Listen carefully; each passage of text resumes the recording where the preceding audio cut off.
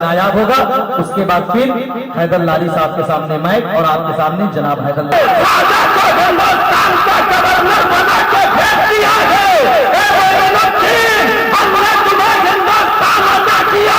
अब तुम जिसे चाहो हुकूमत दो और जिसे चाहो छीन लो, जिसे चाहो हुकूमत दो और जिसे चाहो हुकूमत छीन लो।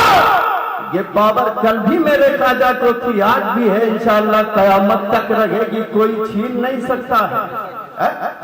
अरे आज हिंदुस्तान के लोगों की बात छोड़ो, आज बुश जैसा, आज ओबामा जैसा जालिमो जाबिर हुक्मरान भी मजबूर है ख्वाजा की बारगाह में चादर भेजने पर, है ना। यहाँ जिसकी भी हुकूमत बने वो चादर लेके या तो खुद जाता है, नहीं किसी से भेजवाता है, जाना ही पड़ता है राजा के दरबार में। अब जाएगा क्यों नहीं, असली राजा तो वही है। और इतना महान राजा कहाँ हो सकता है कि दूसरों को हुकूमत करने का हक अता कर दे। ऐसा कोई महान राजा हो तो दिखलाओ, जो मांगे उसे दे दिया जाए। तारीख याद हो तो पलट करके देखो, यही अटल जी का जमाना था। रात की तारीकी में घुटनों के बल गए थे अजमेर, ख्वाजा की नगरी में गए थे, ख्वाजा की चौखट पर गए थे। जाने के बाद कहा था, ख्वाजा राजा तो आप ही हो, भिखारी की तरह आया हूँ आपके दर पर। ख्वाजा घुटनों के बल आया हूँ, सबको हुकूमत करने का मौका दिया है, 5 साल के लिए हमें भी दे दीजिए। मांगा था ख्वाजा की बारगाह में, ख्वाजा सबको आपने अदा किया है, 5 साल मुझे भी दे दो।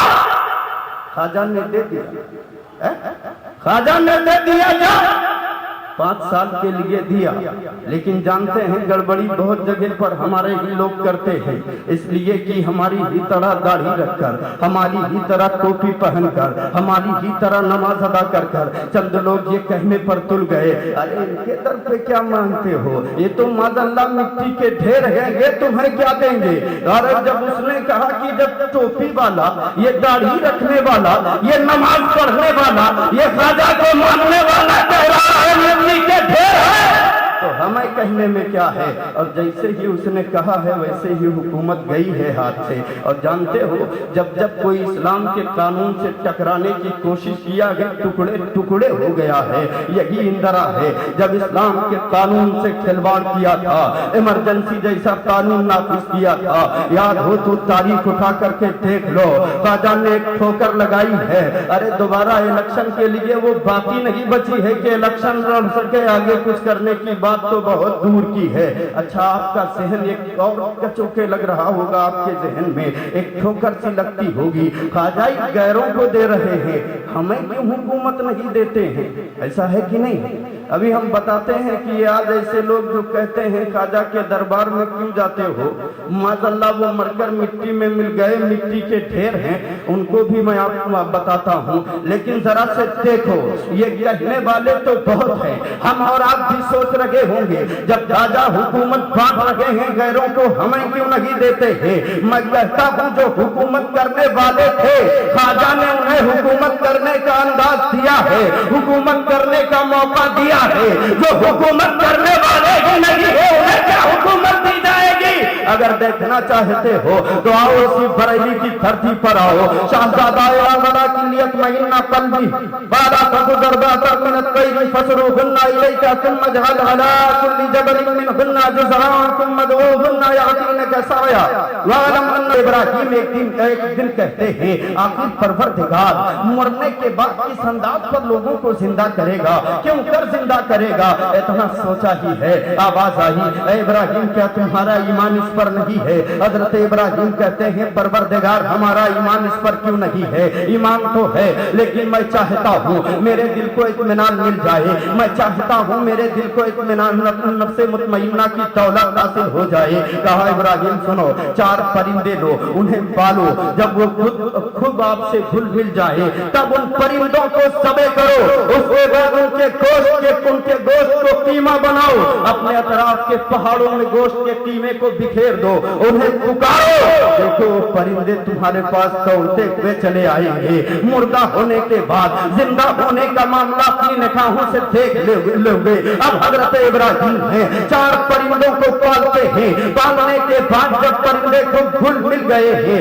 एक मुद्दत तक उनकी परवरिश की है। अब हजरत इब्राहिम है 4 परिंदों को सबे किया है, उनके गोश्त का कीमा बनाया है। 4 परिंदों में वो कौन कौन से परिंदे हैं? एक मोर है, एक मुर्ग है, एक गिद्ध है, एक कबूतर है। ये 4 परिंदों को सबे किया गया है, उनके गोश्त का कीमा बनाया गया है। सारे परिंदों के गोश्त को इकट्ठा करके उनका कीमा बनाया गया है, पहाड़ों पर बिखेर दिया गया है, सर हजरत इब्राहिम के पास रखा हुआ है। हजरत इब्राहिम कह रहे हैं, ऐ मोर इधर आ, ऐ गिद्ध इधर आ, ऐ कबूतर इधर आ, ऐ मुर्ग इधर आ।